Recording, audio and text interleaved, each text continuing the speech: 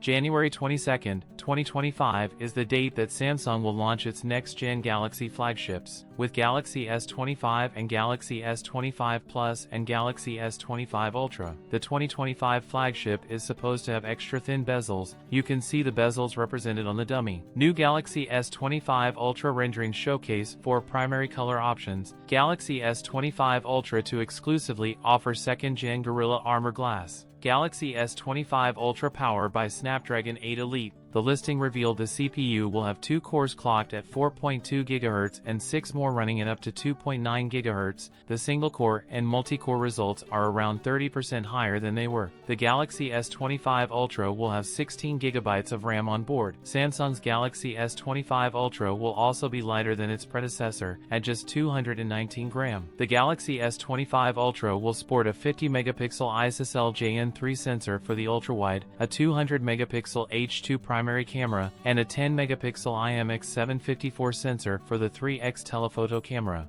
Samsung is sticking with a 5x telephoto sensor, which will be a 50-megapixel IMX584. Expect a slight upgrade in camera quality. The S25 Ultra's battery will be exactly the same as the S24 Ultra's battery at 5,000 mAh.